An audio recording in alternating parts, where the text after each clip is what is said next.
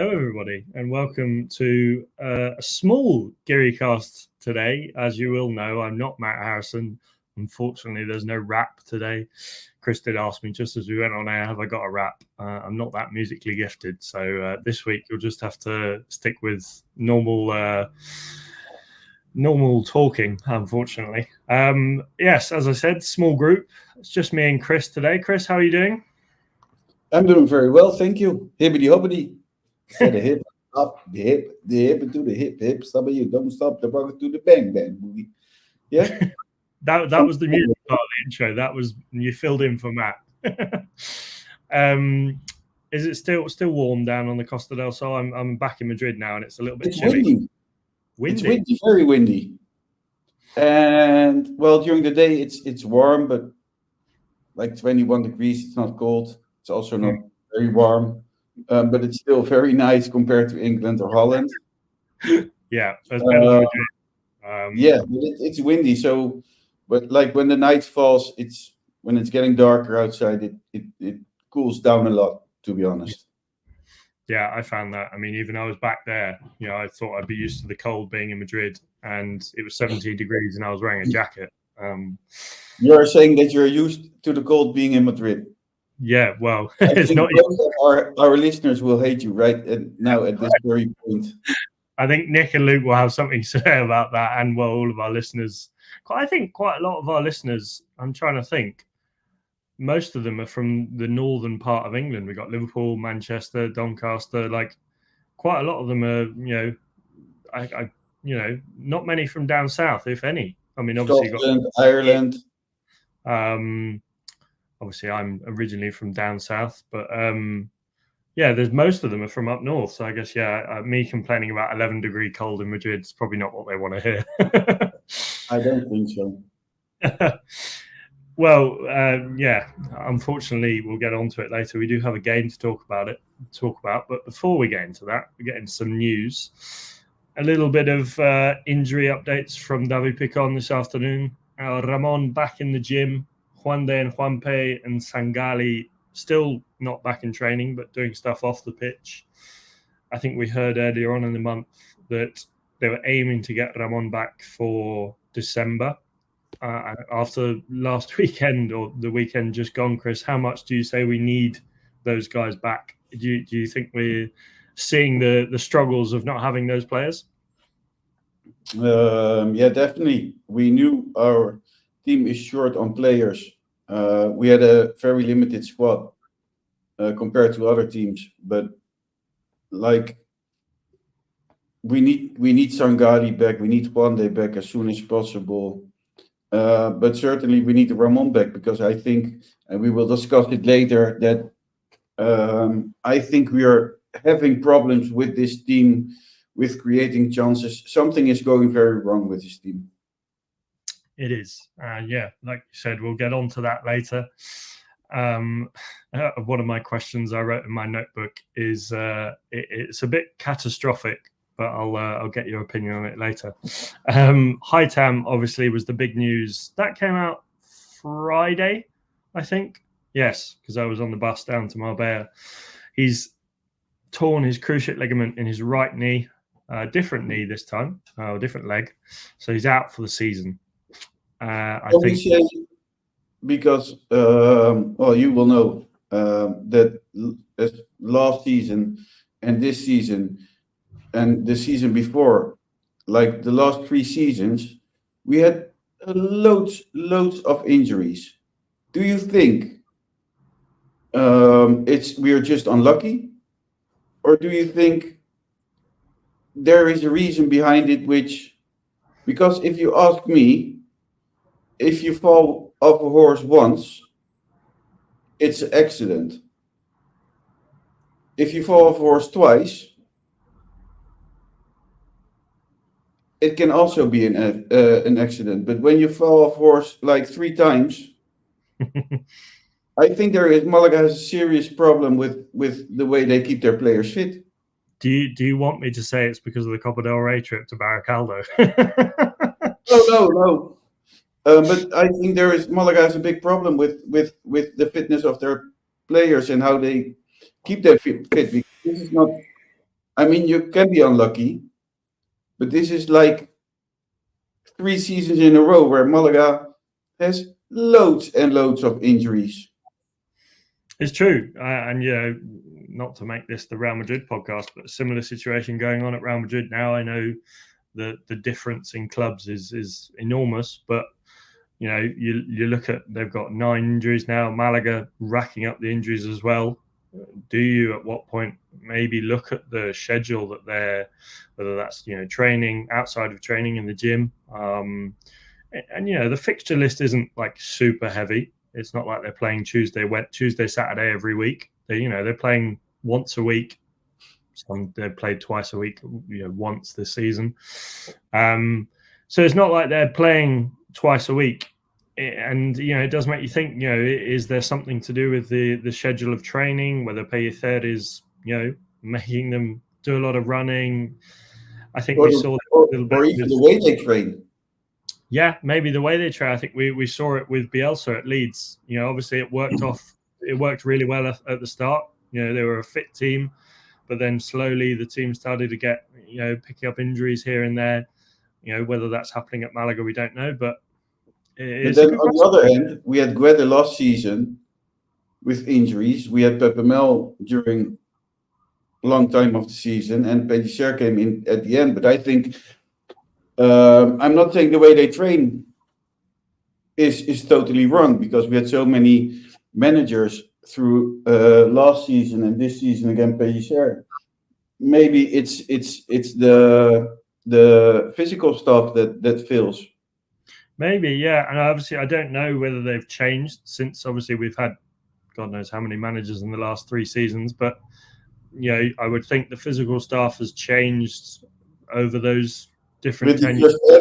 That's when Torrontegui got out of the club. And he's known as one of Spain's best, how do you call them? Medics? Or he's physiotherapist. Fitness therapist or masseuse maybe. It's an interesting question. I think obviously we can't put a we can't lay a blame. We can't lay the blame on someone in particular without being inside the club, but it does raise questions, and it's an interesting point that you bring up. If I'm going through just a quick list, I didn't write anything, looked anything up. Luis Munoz had quite a big injury. Ramon, Musa, Haitam for the second time. Who was the other guy, the striker that we signed last year? Not Ruben Castro. No, it was a striker, and then they were thinking of renewing his contract. I don't remember his name, to be honest. He got injured. The list is quite long, if you ask me. It is. No, it's a good point. I mean, going back through the seasons, I can think of important players that have been injured, and it happens too frequently. And it's a good point. Maybe we'll have to get a man on the inside and find out. Maybe if Carl Smith can dress up as Super Bocce and go in. I would like to know, I mean, this should worry the club as well, right? Yeah. They know all the injuries they've gotten, over the last few seasons. I mean, my guess is that they look further than this as well. Yeah, no, I think it's definitely something that you've got to begin to question, because, and obviously, I think maybe something to do with this level of football. There's, I think, having seen it, it's a little bit more rough and tumble than Segunda. But then you would say, how many other teams do you know that witnessed these amount of injuries with players? Yeah, I mean, I can't claim to say I know this team's got that many injuries, but yeah, it's obviously from a Malaga point of view, you're looking at it and thinking, we've got however many players out injured at the moment. 5, 6, 7. It's growing. Febas was out a few matches last season. Ozabed. Genaro. Yeah, Genaro. Yeah, no, it's an interesting point. I think it's difficult. I think also the fact that we've got a young squad, and I think, especially younger players when they're playing in a league where maybe the roughness of the league is a little bit more than Segunda. I do think they'll pick knocks a little bit more. When you notice that most of them, except High Tom last season, are getting injured at trainings. Yeah, sessions. It's. Yeah, Is it possible? I mean, it can happen once, but a player shouldn't get injured at a training session. No, and then maybe you look at the quality of the pitches that they're training on. Has that got something to do with it? Yeah, maybe. We just don't know. Yeah, no, it's an interesting thought. Well, I just got to hope that we don't have any more serious injuries this season, because I'm not sure we could cope. We're struggling at best as it is now. Moving on to another few bits of news. Obviously, as you would have seen on you would have seen / heard that we were at the Football Content Awards last week. We didn't get a top 3 finish, but by all accounts, they had a good night. The meetup, I feel like that was the positive of last week. It was, for me, it was a really good day to get to see everyone who came over from. Well, to think that, Luke was telling me, people are flying over. Obviously, it's mad to think people are flying over from the UK to watch a team in the 3rd division of Spanish football.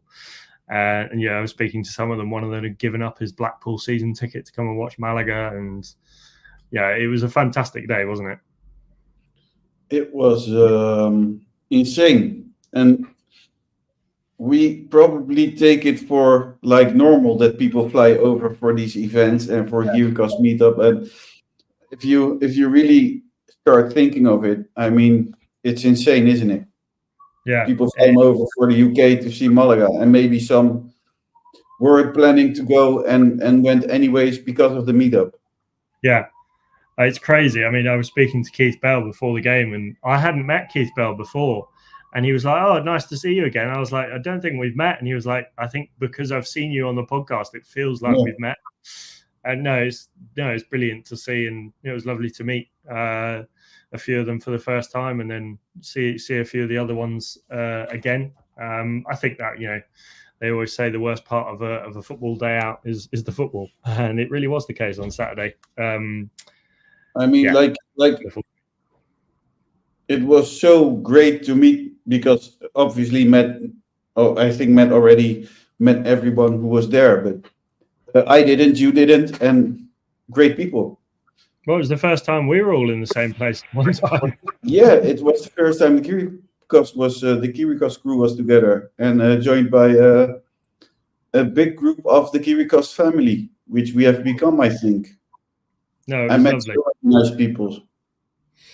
I met Steve, I met Ian, the Double Trouble team was there, Carl and Paul.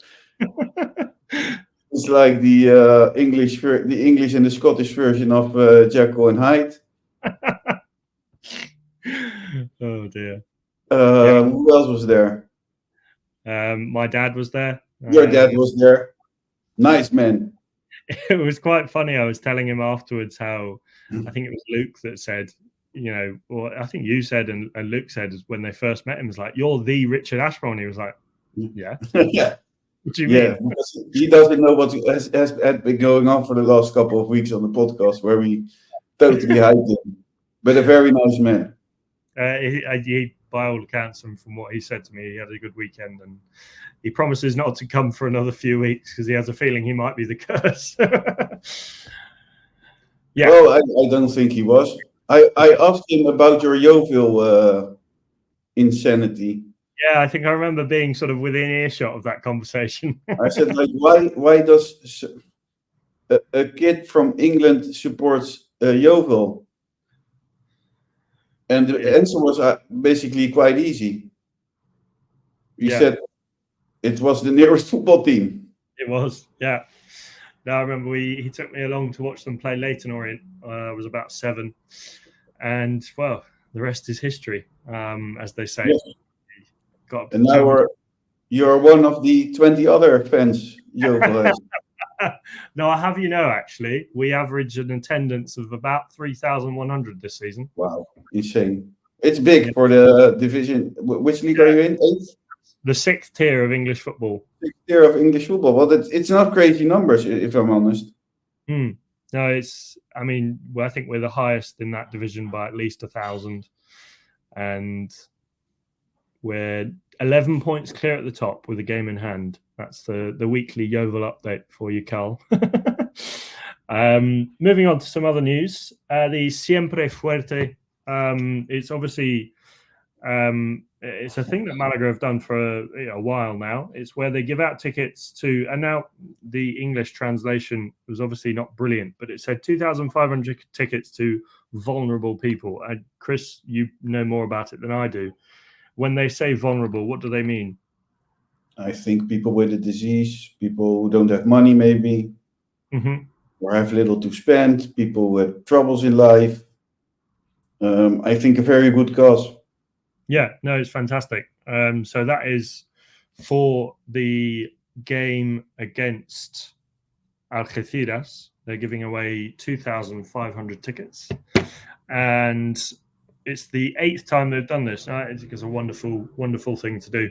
And I think everything that you can do back, what you can give back to society, you should do. Yeah, no, it's brilliant. I mean, I was today, as part of my class today, you might hate me for this, but as part of my class today, they were giving us a tour around the Real Madrid training ground and the whole training city. And they were telling us about a wonderful thing they do where, kids who maybe have cancer or are dying, they bring them in and they get to meet the players. And I think stuff like that is wonderful. And, Malaga does those things as well, where they bring in sick kids or even older people. I know a story in which I've cooperated this season where a friend of mine sent me a WhatsApp where a friend of his father has cancer and is not going to survive it. And he's a big, huge Malaga fan, and they wanted a signed shirt, and I sent a message to the club. And he went on the pitch, took pictures with the players, they signed his shirt. So, yeah, it's good things. It's important. That's really nice. Yeah, and I think the more that the club does that, not only is it's giving those fans an opportunity to a once-in-a-lifetime opportunity, but then also it's building that connection with the community, and it's priceless. Last little bit of news that you sent to me not too long before we went on air. It was a link to what looks like or what will be the stadium design. Obviously, there's talk of Malaga being one of the stadiums for the World Cup when Spain hosts. And there was a design for how the stadium would look. It would look very modern, and it's sort of the transition they showed from day to night. Were you a fan, Chris? It's beautiful. I think this is the pictures come from a designing company, I believe. Looking it up. This is obviously not confirmed. This is more just sort of what it could look like. It's for those listening on Spotify. I don't know. Is this an official design company that's put this out, or is this more of a fan concept? Sure. No, this is not a fan concept. Okay. No, this is like a real architecture company who made this. Okay. It's called Morph, and these are basically the real plans they brought out. Okay. So maybe at some point this evening or tomorrow we can put that out in a tweet for you guys to have a look at, and we'll put it in the Telegram group as well. So if you're not in our Telegram group, do join. You can have a look at what the new stadium will look like. Bit of a shameless plug there. But yeah, there is a slightly bit of other news still. What's the other news? I've read today that Haitam is close to sign a new contract till 2027. Actually, I heard, was it on the group chat today we were talking about it? I think I may have heard whispers of it. I don't know whether it was from Sport Direct, whether I'd heard them talking about it on a program, or I think that's a positive thing. But I know there were some doubts as to, what's the point in him, because his current contract, when does that current contract finish? Is that next summer? Next year, 25.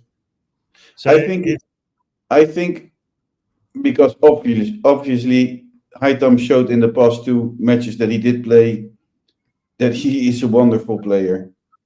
Still not at 100%, but he scored twice. Yeah. His injury fell very hard on him, as he was very down, which is normal if you spend almost a year out, especially and then you come back and you play 2 matches or 3 matches, and then you will miss the rest of the season again. At his age, it's horrible. This had to be his season. Yeah. So he deleted all his social media, as we said last week. And this week he reopened them, his social media accounts, which is great. And I think the club wanted to make a gesture towards him and keep its spirits high, that he will come out of this stronger, and that they still believe in him.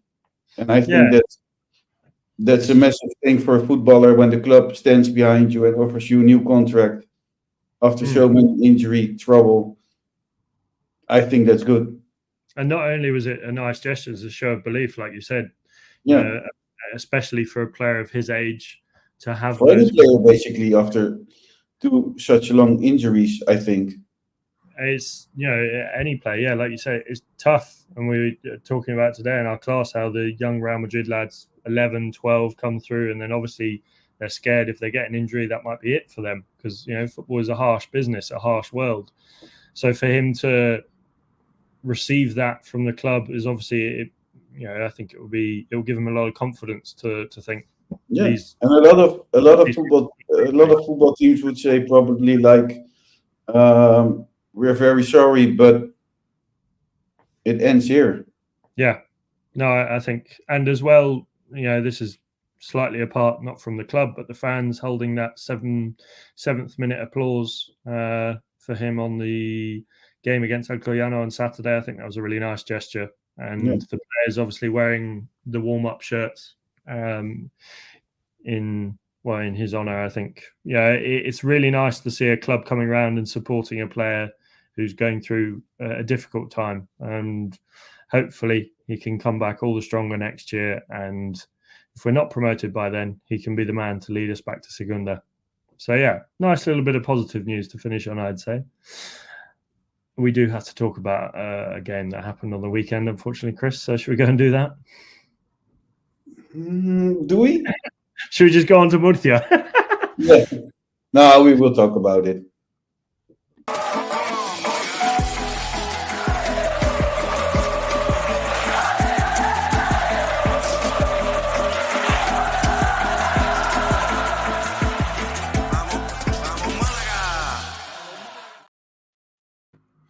So, as we said there, we will begrudgingly talk about this game on the weekend against Alcoyano.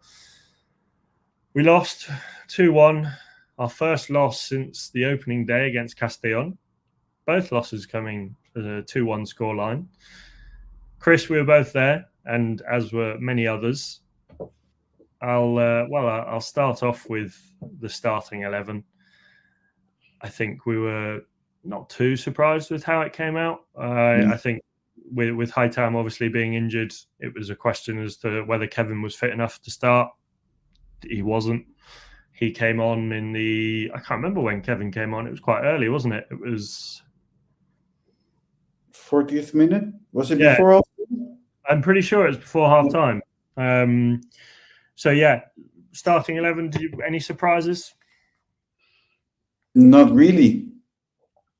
I mean, if you would ask me, like, is this the starting 11? Would this be the starting 11 at the beginning of the season? I would say no. But if you look at the injuries, all the problems we had, I think it's, yeah. Yeah, We don't have many options. I think that's our big problem. Yeah, it's it was like you said, it's we weren't too surprised that the selection was as it was. So we had, just to run through it quickly, Joaquin Gabilondo, Nelson Monte, Aina Galilea, and Dani Sanchez at the back. David Rubia, Genaro, Dani Lorenzo, and Juan Hernandez in the midfield, and then Dione and Roberto up front. And to answer our question, Kevin came on in the 38th minute. So yeah, you were pretty much bang on there. Yeah, I don't think too many surprises. It felt like, and I know we both know that team is capable of performing better, but within 25 minutes, 27 minutes, we were down 2-0, and it kind of felt like, in two ways, it felt almost just completely unexpected, but then also I didn't see anything from us in the first 27 minutes that said, oh yeah, we deserve to be anything other than 2-0 down. I think if you...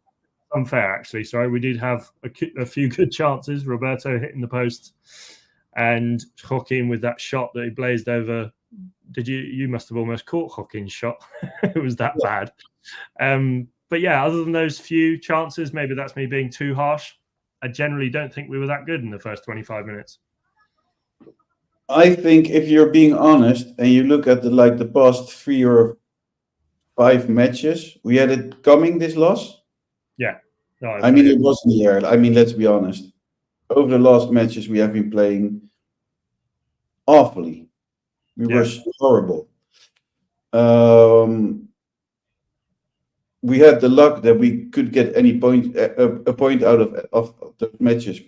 I mean, we almost played. Who else did we play last week? Córdoba. And Ibiza. Yeah. No, I mean, think you're lucky. I think we had a very good start of the season, and now we're coming in the point where it's going downwards. And I don't know the answer, if I'm honest, because I don't know. Malaga was horrible in the first half.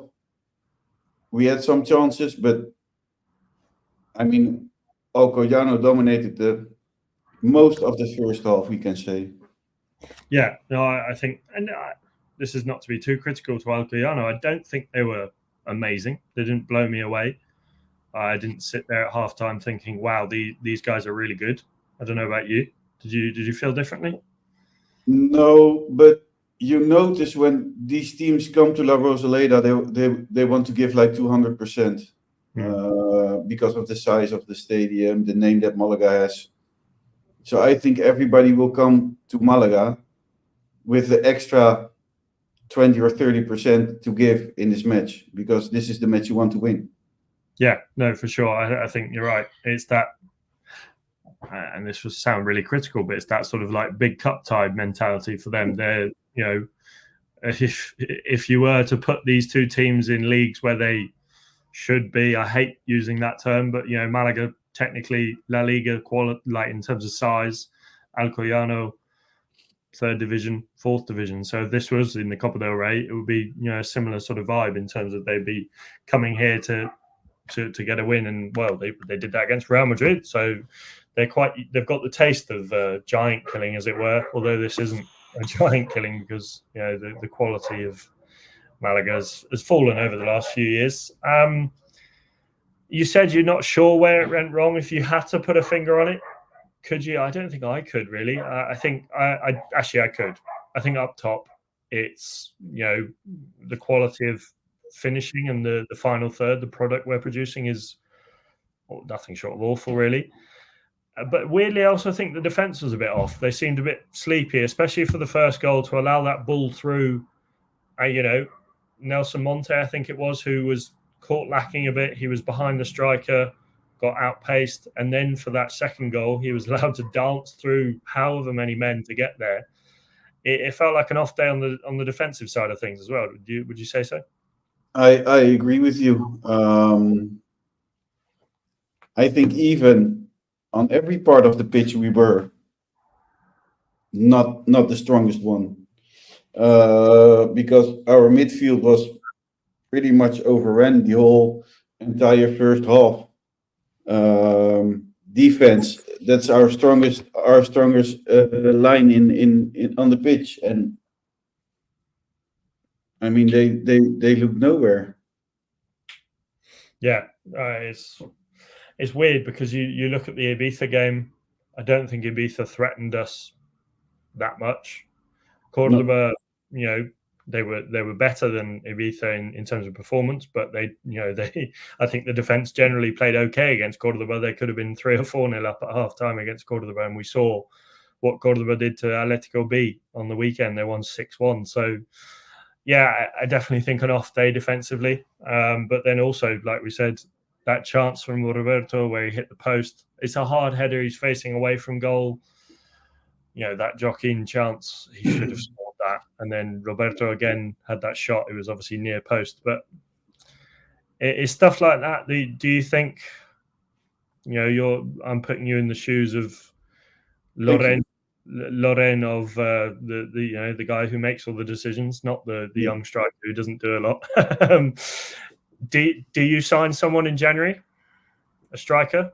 You have to sign strikers. I mean, you have to get rid of Loren, who does basically nothing. He hasn't shown nothing in 2 seasons. Although technically, and he's one of the best. He's one of the He's one of the best players, best played players of the squad. You have to get rid of Loren, and I wouldn't sign 1 striker. I would make sure I would sign 2 strikers. Mm-hmm. And even a midfielder, another attacking 10. I think we'll come more onto this later, but I think if there is a little bit of money in the coffers for a striker, I definitely think we need to bring one in, because we've said this for a number of weeks now. He's not been the level he should be. He's scored a few goals in games here and there, but he's been quite disappointing with his performances, just sort of floating around, not really appearing where he should be. Roberto's been good, but he's definitely dropped over the last couple of weeks, would you say? Roberto is working a lot, as well as Dioni. And I come to the point where I know I said last week, like, if you don't get the ball, well, if you're not being served, it's hard to finish. It's hard to finish the chances. But I'm coming to the point where I think they might not be good enough, maybe.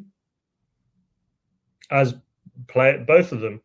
Well, Dioni for sure. Well, I mean, Dioni is a great player, but or we aren't playing him as we should play him, or something else, because he has the numbers. I mean, the numbers speak for the man, but he's not performing at Malaga. So something isn't working in the way we play, or I don't know. I think my dad made a good point. I think it was at half time. He was saying, we were putting balls in for a 6'5", 6'4" striker, but we don't have a 6'4" striker. Dioni and Roberto are not players. Obviously, Roberto had that header chance, but they're not players that you put the ball in the box for, hoping that they're going to get on the end of it and knock a header in. They're players that you want the ball at their feet. They can turn and shoot or run onto the ball. So, and I definitely do think the service, that also the link between the defense and the attack with the midfield is something that we need to work on. We'll come more onto it later. I think the midfield as a whole was pretty poor on Saturday. Yeah. I mean, if you look at La Rubia or Gavin, for example, great creative players, but that last pass, because the real chances have to come from them.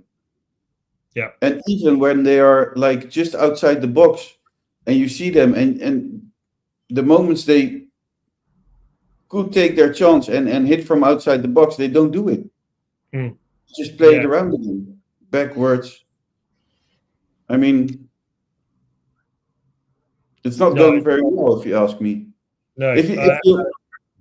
If you would tell, well, if I wouldn't watch any Malaga games except the last 3, and you would have told me like they're third on the table, I would ask you if you were holding the table upside down. You know what I mean? I do, and you're not wrong. I think the performances of the last 3 games, if I'm looking at Alcoyano, I think mid-table is probably about where they should be. But if I look at Malaga and you told me, say I'd just woken up from a coma, and you said, yeah, this team are third, I'd be like, what? Yeah. A It's team insane. is balmy, really. In a way, I can even say we are the worst third on the table team in Spain. Europe? No, I don't know. But we're not so good. No, definitely. I think it almost reminds me, I don't know if you remember that first year back down in Segunda when Muñiz was the manager. We were winning games 1-0 here and there. It has similar vibes to that. We were doing well, but, not performing like we should have done. But then, like, I have the feeling that Pellicer doesn't know what he wants to do. You can play or very defensive or attacking, but we it seems like we are playing nothing. That's the feeling that I have. We don't have a real strategy to win games. We're not playing defensively, because if that's your strategy, it's a strategy, and if it works for you, it works. It's fine. But we're not playing very defensively, but we're also not playing like attacking team. So what happens? We just a team that likes to play on the midfield or something. Yeah, no, I fully agree. I think, you look at the chances and just the general flow of play that we had, there'd be an opportunity, say, on the left-hand side. I think Kevin, fair play to him, was probably one of the better players on the midfield in terms of trying to create chances. But you look at those opportunities and those occasions where we had the ball, in the final third, and there wasn't that urgency, or no one was really moving about. And, I think I had Paul next to me, and there was a lot of shouting going on, obviously from me as well, but just generally there was no urgency. The good thing with Paul is that he's Scottish, and you don't understand him. I do, but I can understand why some people. I had to listen back 6 times what he said during when I was editing the vlog for the last vlog, which is online, by the way. Yes, check it out. The last music vlog. You watched it. Was it a good vlog? It was good. I enjoyed it. I think I understand your issue of drinking and vlogging at the same time. That's why I feel like recording a podcast like Vamos a la Rosaleda is a little bit easier, because you can just do the mic. You don't have to worry about filming. But yeah, I think, like I was saying, just a lack of ideas, a lack of urgency, and a sort of just sitting around in the midfield like, oh, okay, we'll pass it about. I'll pass it to you, see what you do.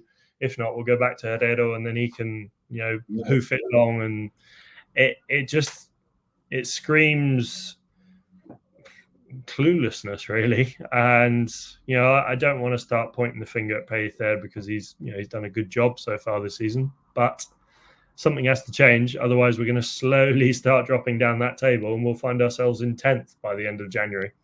Can I say we are sex without coming?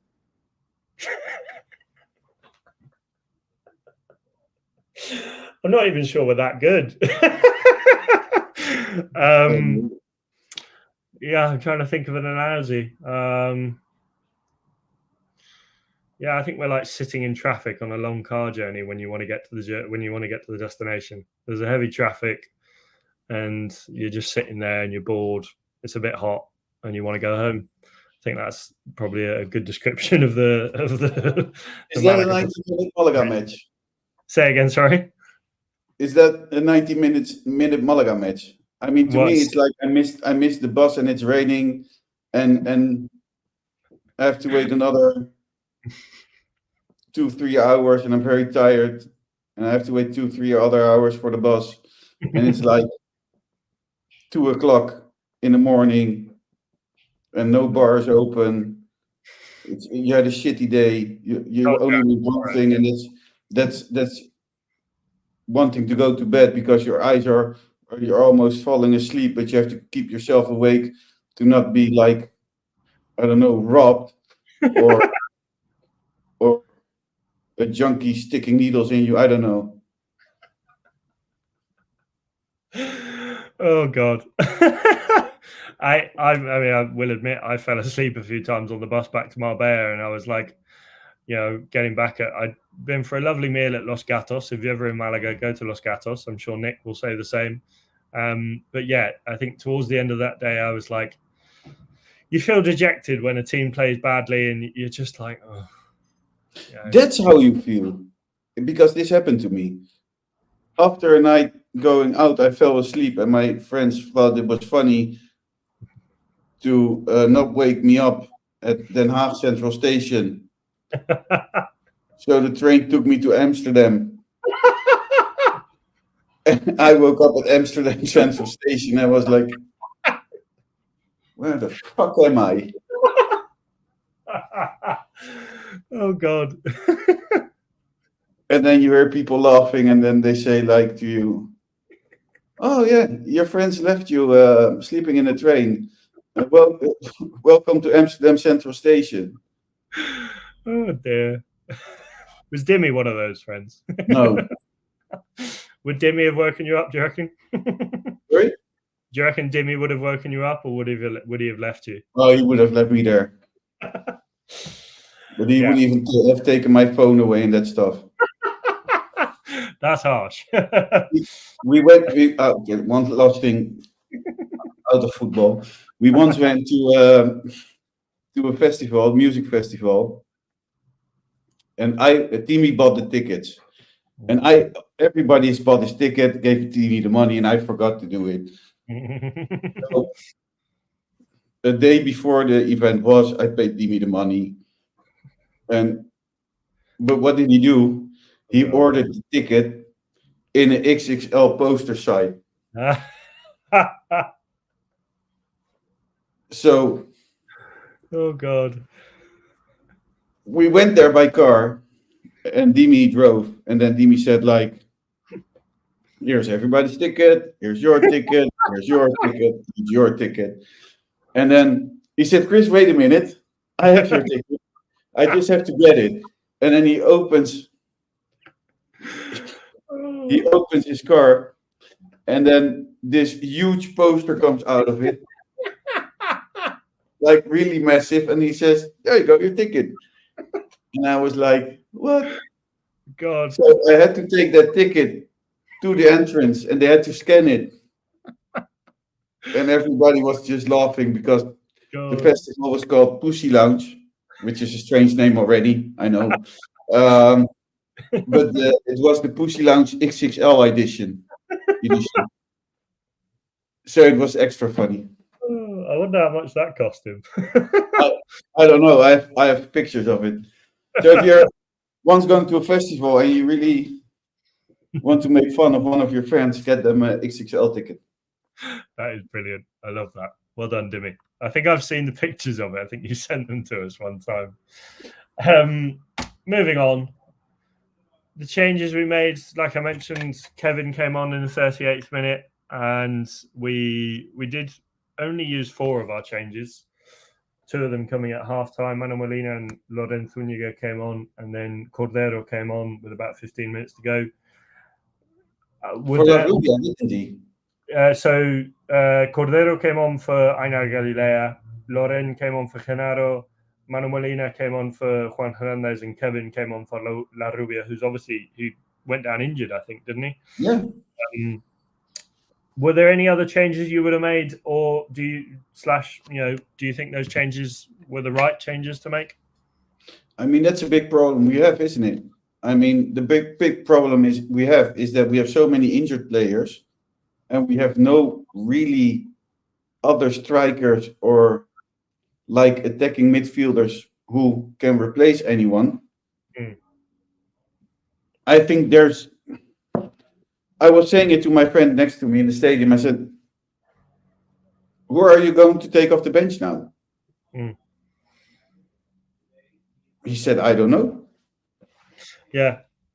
No, I think you're right. It's not like you're screaming, oh, we should have put him on, or I mean, Kevin's probably the only one that you would have said, bring him on, but obviously he was already on in the 38th minute. So I think, like you said, when you're racking up these injuries with Juanpe and Sengali all out, Ramon out, Haitam now out, you do need to bolster the squad, and you can't. Well, obviously, there's a point where youngsters do serve well, but there comes a point where you can't just bring on the next 12-year-old kid and hope that he does something. It's a bit of an exaggeration, but yeah, you need more options.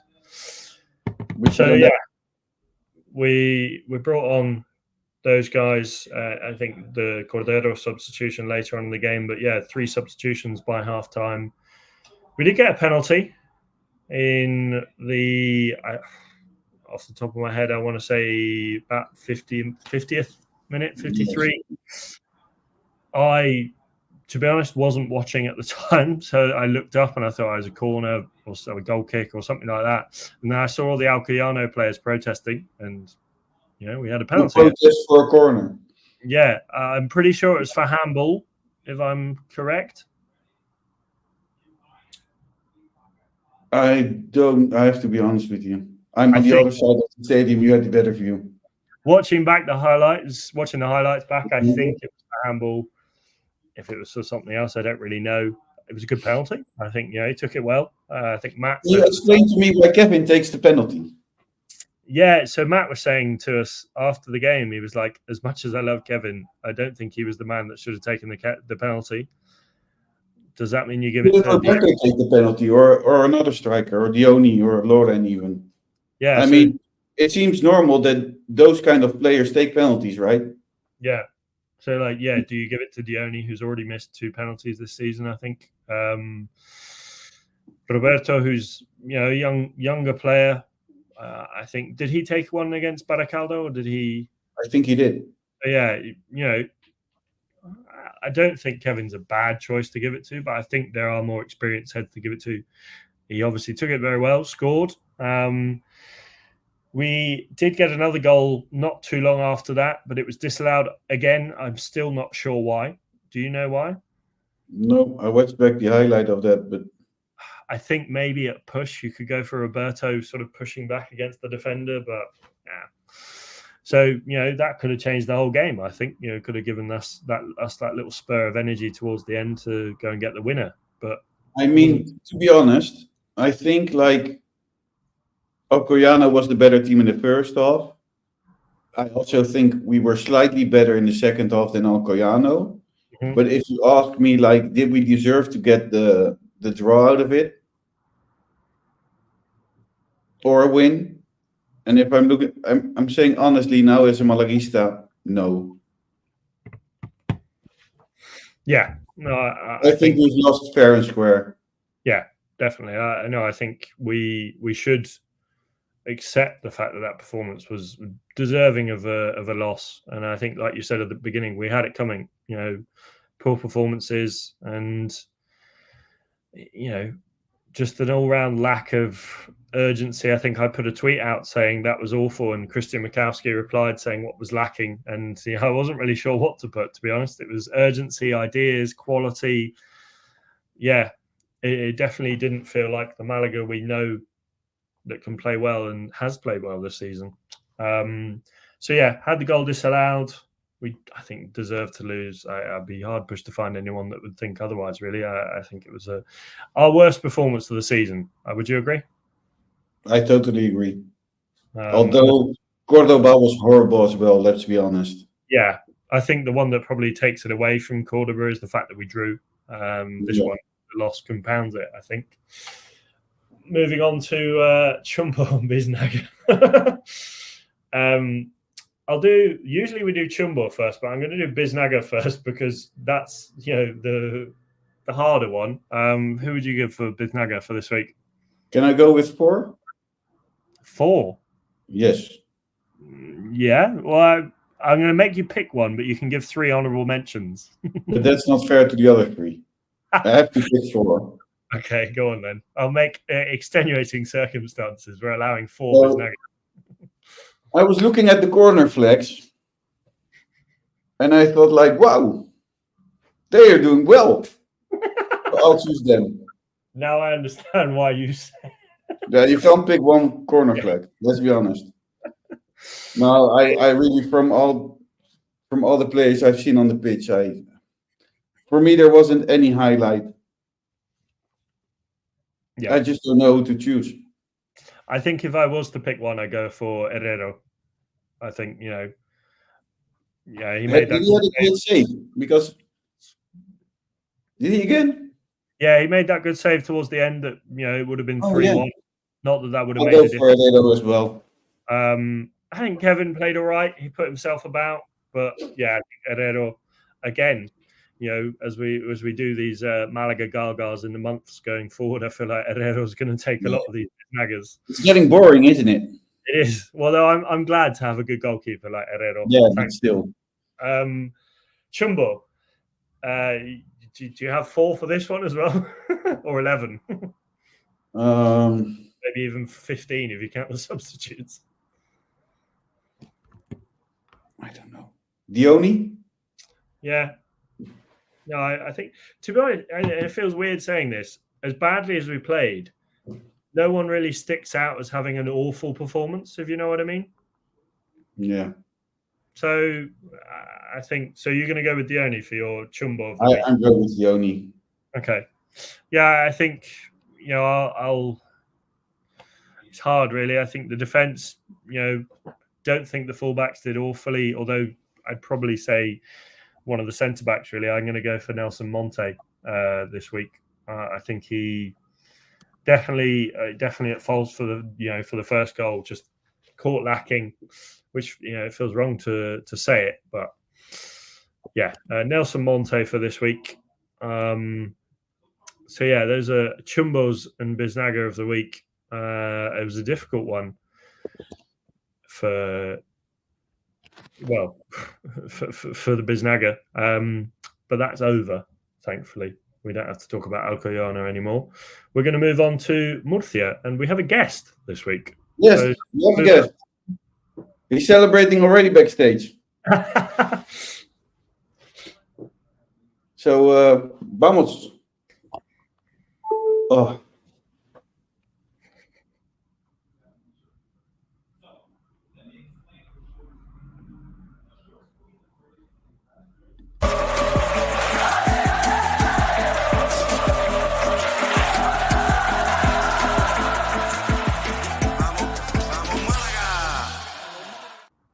So, as we said earlier, we are going to talk about our game against Real Murcia.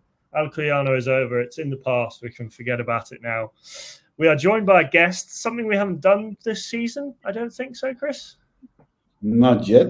So it's the first of this season. We used to do it a little bit in Segunda, as there were a few fans dotted around Segunda, but we are joined by Gavin Pierce, a Real Murcia fan. Welcome to the podcast, Gavin. Thanks a lot. Thanks for having me on. No worries. Good to have you. So I think you start off with the obligatory question. How did you become a Murcia fan? It's a long story, actually. I came over here for a 6-month work thing. I was offered the chance to perfect my Spanish over here because I'd been a year and a half in South America, and my Spanish I was singing my Spanish instead of talking it like they do in South America. So I met this guy, and he a Spanish guy from Murcia. He said, "What are you doing?" I said, "Not a lot." He said, "Do you want to come down, help us? We need someone that speaks English." And it was for 6 months, and that was 34 years ago. So basically, before I moved down here, I'm an Arsenal supporter, and I was always going to Highbury. So coming down here, I just followed up and decided to support the local team. So the very first week I was here, I went to my first game, and you know what happens? You kind of get into going. You make friends, see the same people every week, and yes, I've been a season ticket holder for a long time, a few decades now. completely unlovable club, but there you go. Do you still live out in the Murcia area now? Yeah. Nice. My wife is from Murcia. My kids are born here, Okay. so Nice. yeah. And how's your Spanish now? Has it improved? Bastante bien. Yeah, it's pretty good. Pretty good. That's good. Are there many other British Guiris or other Guiri Murcia fans? Yeah, there's quite a few. I know about a dozen or so. You do get people coming through the door sometimes. And the last 3 seasons I've worked as a volunteer, so on one of the doors, and you get quite a few giddies come along. But regulars that are season ticket holders, I know about a dozen. Yeah. Mm-hmm. Yeah, so not as many, because you guys have got like thousands, right? Well, so we have the Guiri Army, and then obviously the Guiricast is the podcast that Chris and our other host, who's not here this week, Matt, created in 2020. But yeah, the Guiri Army. How long has the Guiri Army been going for, Chris? Over 20 years. And we have the Finnish Peñas, we have the Peña also Polar, we have, I think Malaga has thousands of international fans. But I also think that you can't compare like a club like Real Murcia with Malaga, for example. For some reasons, Malaga has been, with all respect to Murcia, but a bigger club, I would say, definitely over the last 10 years. Tourism is like a big factor with Malaga. Something I think will be less in Murcia. A bit less. More like internal tourism down to the beaches, but Murcia City, it's off the beaten track. So I mean, more than 12 million tourists come into the Costa del Sol every year. Yeah, that's a lot. Yeah, you had a friend of the podcast, Charlie Dean Jansen, I believe, played for Real Murcia not too long ago. When the last he also played for Murcia, so I don't know if you're touching. Yeah, he did, and I used to like his weird ponytail until he played for UCAM, and then I thought it made him look like a see you next Tuesday. But there you go. Yeah. So you say you've been supporting Real Murcia for decades, and like Chris said, I mean, Chris has been a Malaga fan all his life. I've been a Malaga fan for 13 years. You're in Tercera. What's the highest you've ever seen them? Have you seen them get to? Have you had the heights that we've, and obviously not Champions League, but have you had some good moments over those years? Yeah, I mean, we reached the promised land of Primera twice since I've been here, and really that's one of the reasons I don't understand why people here are in such a hurry to get back, because it's fucking awful. Because you go up, you're nobody up there. We're the I think our real natural place is in Segunda, because we've been champions of Segunda 8 times, but we're like always up and down and up and down. It's like they say our golden time was the 80s, and we only spent like 3 years in a row in Primera, which is pretty mediocre.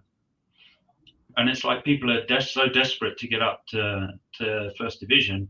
And those are the 2 worst seasons I've ever seen, because it's like you win 4 games in the whole year. The referees are on your back all the time. The crowd here is pretty awful when things are going bad. They don't get behind the team. They really get on their back, and it doesn't help. And it's just a pretty bad atmosphere. So yeah, and our whole big problem of this last decade has been because we were relegated when we were in the playoffs to go up to Primera, and Mr. Tebas created some nice new rules just to relegate us. But in the end, I'm one of those supporters that says, okay, look, if you'd been systematically not paying your tax and your social security for more than a decade, that you'd accumulated 50 million euros of debt, well, that's basically cheating, right? Because if everyone else is paying their tax and you're not, and that got you to where you are, well, really, okay, you kind of deserve that. But, it's been 10 years of just awful. And I was listening in, and what Chris was saying about it being, like waiting for a bus and stuff like that. Geez, that's my last 10 years. It's been just awful, just awful. But, it's your team. You keep going. You hope for better days. And, yeah, it's not been good, but here we are. For those who don't know, Real Murcia had a similar situation to Oviedo, I believe now 2 years ago, when they were putting out the request for fans to buy shares to keep the club afloat. I am actually a shareholder myself. I bought 10, 15 euros of shares. So yeah, I mean, it was about 2 or 3 years ago, wasn't it?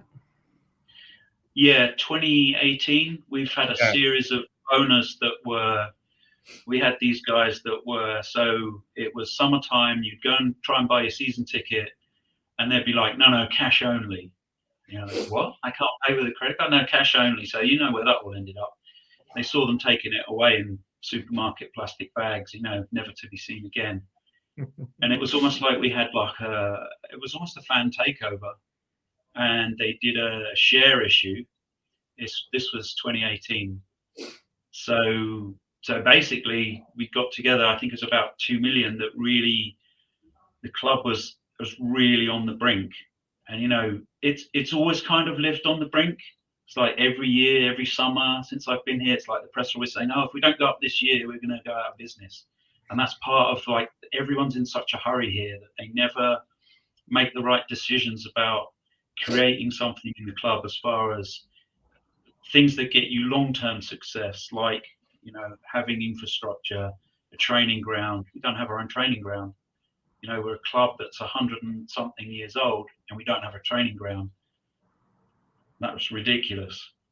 We're always, going through players, going through coaches. There's never a real plan behind it. It's always like, I don't know if you say this down in Malaga, but in Spanish, here in Murcia, we say, si suena la flauta. So they're always trying to get a tune out of the flute by changing everything, and it never really happens because they're in such a hurry to go up that, winter comes along, you have to change 10 players. So, like, the start of this season, so we had a half decent team last year. We nearly got to the playoffs. Perhaps we should have got to the playoffs. And instead of, using that as a base to build a team around, well, we made 24 signings. So basically, the whole squad is new. New manager. There's only like 3 players that continue from last year, which for me is just crazy. It's suicidal. So all the things you're saying about how bad Malaga is, we just changed our coach 2 games ago, and I don't think you should be too. However bad you are, I don't think you should be too worried about this game. Yeah. We haven't scored games. In Murcia, you have UCAM Murcia and you have Real Murcia. Like, which is Real Murcia is of course the bigger team and the older team, but UCAM Murcia has this new spirit or new freshness over it, that doesn't it? It seems like that. I don't really see it like that. The thing about UCAM Murcia is they've kind of been living on our back. So the old stadium in town, La Condomina, has a lovely old stadium in the middle of town. It was great to go to, great atmosphere, quite close. So Real Murcia sold it to the local government when they were in desperate trouble, on the promise that it was going to be given to the town as open areas and stuff like that. But all they've done is just leave it so that these other teams can use it to be our rivals, which is okay. They can do their thing and that. But the thing about UCAM is they've got lots and lots of money because they're like a private university and they've got lots of students. But the trouble with them, and they don't get any traction in Murcia, is because they're just not very nice people. They're extremely right wing. They get involved in politics a lot of the time. It's a Catholic university. The C is Catholic, and they're just very unlikable, and that's not just me as a Real Murcia fan. It's like, so they're in Segunda Federación, which is one division down, and they get like 200 people turn up. Really? Nobody's really that interested. Yeah, nobody goes. Because when you look at their kids and you see what the university does with their e-games, with their like gamer thing they have going on, it seems like they're also doing well with the basketball team. Basketball's in ACB. It's doing pretty well. But soccer, they've lost a lot of money. They've lost fortunes year after year after year, and they just insist on keeping going. And it's strange that they have the stadium that's in the middle of town, that's municipal property, and it gets used for a game every 2 weeks where 200-300 people turn up. It makes no sense. Was it a mistake? Because the Nueva Condomina, of course, it's a beautiful stadium. It's huge. I passed it like 2 months ago. I passed by the stadium on the highway, and it is quite an impressive stadium. But it's also just next to the highway. Is it like, it doesn't seem really close to the city? Was the old stadium maybe better situated? For sure. But the thing about the old stadium is we moved in 2006. It was falling to pieces back then. I mean, really badly. It was decrepit. It was falling down. And yet, they're giving it a lick of paint and they carry on using it. The Nueva Condomina, it's strange because you kind of get to like it. I don't know why, because it's pretty soulless. It's out of town. It's right next to like a big shopping center. Around it is basically secano, just like hillside. But it's okay. It's okay, but it doesn't help Real Murcia at all, because it's very easy. The atmosphere is very easy for visiting teams. It's very easy for referees. It's not at La Condomina in town. It was like there was only one exit, so you had to run the gauntlet. Whereas here, they can go out anywhere they want. They can escape any which way. How many fans usually go to the Nueva Condomina? So average this year is about, I think, 13,000. It's quite a lot, isn't it? Pretty good. Yeah. It's probably one of the highest in the league behind Malaga, isn't it? Yeah, I would say, along with in the other division with Recreativo. Yeah. Sorry, I mean Deportivo, La Coruña. Yeah, so, and on the off, so we played Real Madrid's B team last home game, and it was 18,000. Okay. And I think this weekend, we'll probably be over 20,000 this weekend. 1,100 Malaga fans are traveling. I think that is new for this division, something you haven't witnessed in probably a long time. So many away fans. No, listen, it's one of the things I always like to kind of count the away fans. And, like Real Madrid B, none. And you get the good one we had, Algeciras, brought about 50, which is pretty good. In last year, Intercity, I don't know, about 15. Now, some of it's really poor, the away fans. I don't suppose you've had many away fans. Maybe Cordoba, if they played there. Cordoba, a lot. What, about 1,000, didn't they? I think. Yeah. We had obviously Alcoyano last weekend. They probably had about 30, maybe 50. Yeah. I think yes, between 15 and. Not really that as big in Spain. Obviously, it's a massive country compared to the UK, but I Malaga. If I remember last year, Matt, who's the host of the podcast, him and I went to Cartagena away. And there were probably 100 of us, and it's like a 400-kilometer journey. So you think you're just popping up the coast, but in reality, it's a pretty long journey. I had to, because I went with the car to on holiday for a weekend to Gavia, which is a bit further still. But I think we did to Murcia like 5 hours by car from Malaga. Yeah, so it's not too bad. So, Not too bad. but imagine we were going under 20 and the bus can only go 80. Yeah, that's why I never go in the bus. Good show. No, So, I just yeah. drive. I had these Maybe. friends of mine who are pretty crazy, and we're just, let's go up to San Sebastian tomorrow and back in the same day. Yeah, let's do it. That Off is we some go. drive. That's some Yeah. drive. That is. Wow. Yeah, it's about 7.5, but maybe we go a little bit more than 120. And the highway for sure, because the Spanish highways aren't that well to drive on. You kind of get used to them. I got used to them.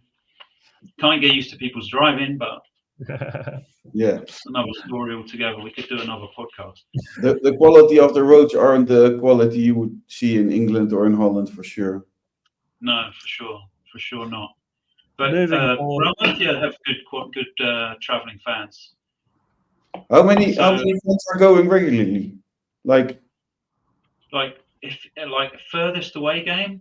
So I can remember like last year, even this year in the cup match in Aranda de Duero, which is like, I don't know, it's well north of Madrid. It's nearly in Burgos. Just the first round cup match. There was a couple of hundred of us up there. And that's really good. Impressive. The first away game this year at Granada, there was, I'd say, 1,200. Yeah, we have good away following. One of the teams that always got someone wherever. We can expect a big ground, a big atmosphere when you guys are playing at La Rosaleda. Then sure. I'm sure we'll bring at least a few hundred. That sounds like you guys more than 1,000, but I would say it'd be pretty good turnout.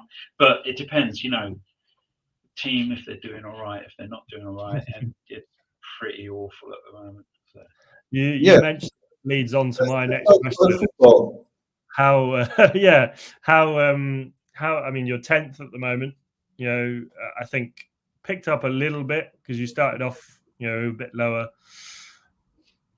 You seem to be on the up, or is that an unfair?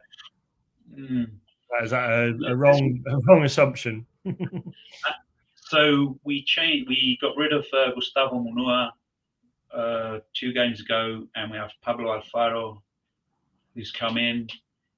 And the first game against Real Madrid B was okay. Everyone's saying, "Hey, this is different. The players have a different attitude."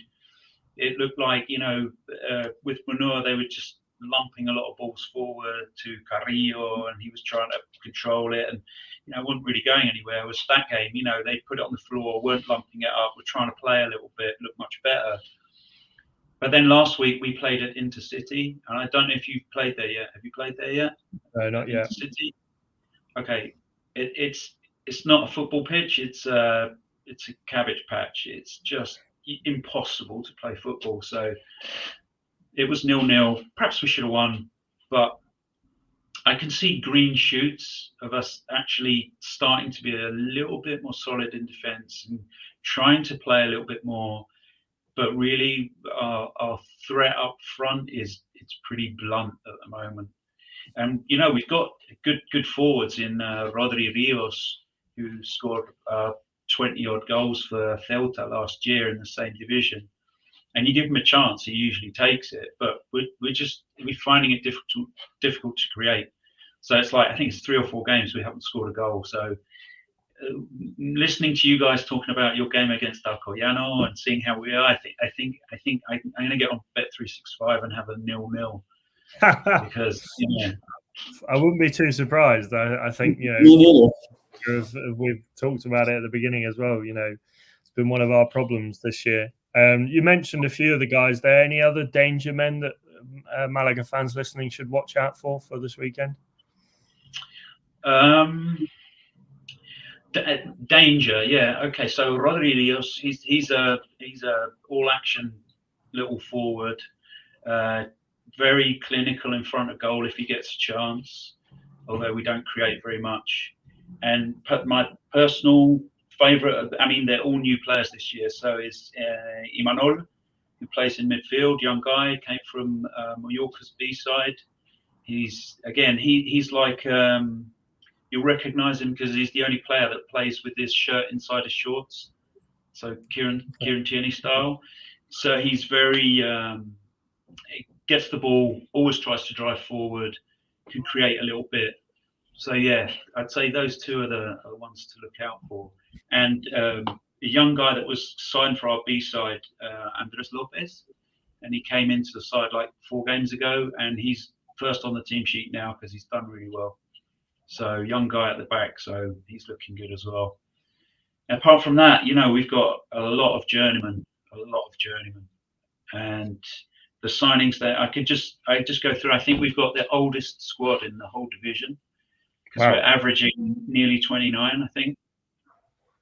So the signings this summer. So Montoro, 35, Jose Ruiz, 33, Tomas Pina, 36, Rodriguez, 33. Marcos Mauro's 32, and we had from last year Pedro Leon, one of the only survivors. He's 36 as well. So yeah, you're playing against a bunch of pensioners. Well, we were saying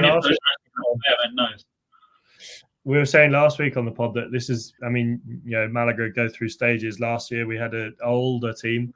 I think we average about 24 this year, maybe a bit older, but we definitely seem to be promoting the youth this season. Chris, from a Malaga point of view, what would you change? I don't know from a Malaga point of view, but listening, like we had the oldest squad last season of Segunda División. Mm-hmm. We also had almost a whole new squad, if I'm right. Also, 18 or 19 players coming in. 18 new players, I think. And we see how it worked out for us. So I don't want to get you worried a lot. But I think having an older squad isn't always really helpful. Because if I look at Malaga this season, we are a team that always finds a way to keep going for 90 minutes. And when you have an older team, you will see they drop down a bit after 60 minutes, something like that. So I think, from what I'm hearing from you, the last 30 minutes can make a difference for Malaga. But then could be. You're also not playing very well. So yeah, honestly, it sounds like it's going to be a really great game, and it's going to be exciting. The barnstormer. I think, to be honest, it will be. From what I'm hearing, it will be a match which will, for the most part of the game, will happen on the half of the pitch. Yeah. I think it'll be quite cagey. Yeah. I can't see Murcia, even though we're playing at home, coming out and kind of going for it. I just can't see it. I think Pablo Alfaro is trying to build from a solid base in defence. So Was Munua, because we're only 40 matches in now, would you have sacked Munua after 40 matches?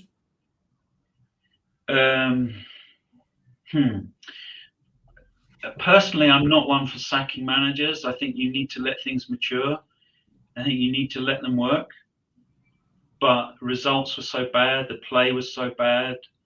I think he lost the dressing room, and once that happens, I think it's a slippery slope. So I don't know. Personally, I don't like changing managers, but writing was on the wall, and I don't think.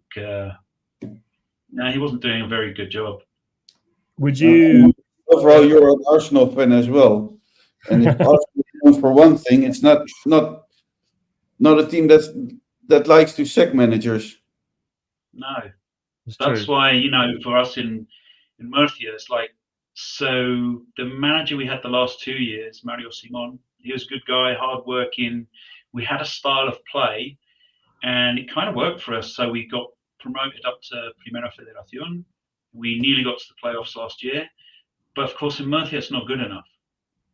So we have to not only, push him out, we have to make sure that we don't treat him very well. This is why I say we're quite an unlovable club, because we never, do things right, throw a party and give him a gold watch or anything, or ask him to stay on, because it was just never good enough not getting to the playoffs. Because we're Real Murcia, we're the kings of the second division. We've got to be up there pushing to get into Primera. So, it's never good enough. So we always make rash decisions. And of course, we had a new owner come in over the summer as well. And I think he just wanted to do his own thing. So he made so many changes.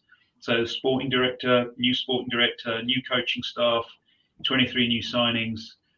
It's all new. It was always going to be a bad start for me. And for me, honestly, I said on our Twitch program that we do on Thursdays that I thought we'd bought a load of tickets to go down this year, because 5 go down. And I said, one of the big guys, so you got Murcia, Cordoba, Malaga, you got Intercity, who are nobodies, but they have 6 million euros of spending that they finance from the Cayman Islands after the fact.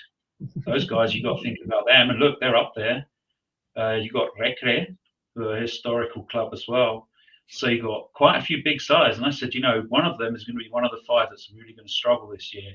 And I said, with 24 signings, well, we bought a load of tickets to be one that one that really struggles. So I don't know. Having said all that, if you were the board, I'm putting you, like I gave Chris this question earlier, more of a hypothetical situation for Malaga, but if you were setting aspirations and expectations for this season, where do you think is a realistic spot for Murcia for this season? Realistically, I think we've got good players. They're not bad players. They just don't fit together as a team yet. And I think, and I hope it will come. So I think we should be, almost playoffs, not guaranteed playoff, but 5th, 6th, 7th, something like that. I think after the start Malaga have had, I think a lot of Malaga fans will be, thinking, oh, maybe we can get automatic promotion. I think Castellón are going to run away with the league. I think playoffs is a good aspiration for Malaga as well. It's a difficult league. It's very similar in that way to Segunda. Anyone can beat anyone, and as we saw last week, Alcoyano 16th in the table going up against 3rd, and they get a 2-1 win. So it's the nature of the beast of playing in these lower leagues in Spain. I think it's difficult. One thing is for sure, Malaga needs to win, because Antequera is only 1 point behind us. So we really need to win to keep we want to create a gap. We had that gap. To wrap things up, can I get a prediction from you, Gavin? And I feel like you've already erred on the side of a boring match. So listen, there's a couple of circumstances I'm going to tell you about just to give you kind of hope. So of our last 13 home games, we've won 3, drawn 5, lost 5. Okay. Whenever there's a decent crowd, so between 15,000 and 25,000, okay, our last 8 games, won 1, drawn 1, lost 6. Ooh. So there's going to be a big crowd. We're playing at home. People here, if we're not 1-0 up in 10 minutes, they start getting on the team's back. So, I'm going to go 0-0. Chris?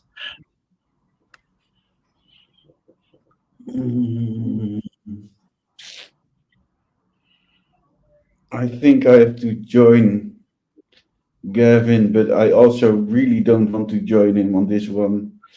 But I'm going with a 0-0. 0-0? Yeah. I think 0-0 would be, it's the epitome of all things Malaga. Going up against. This will be the most boring match ever this whole season. it's going to be a fun, and this leads on into my next point, a fun live stream at the weekend.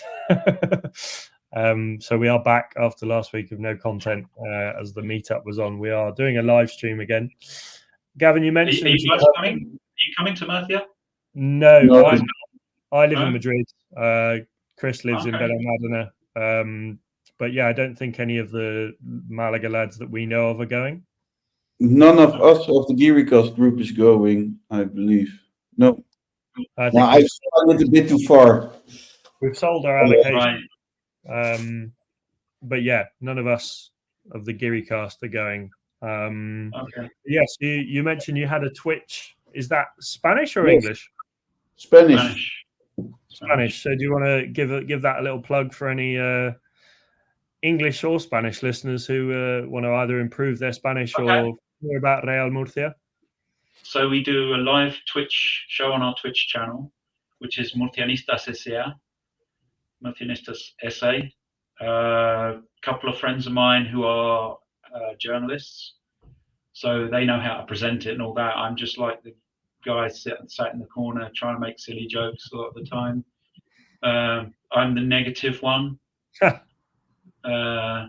we've been. I think tomorrow's going to be our number 77, something like that.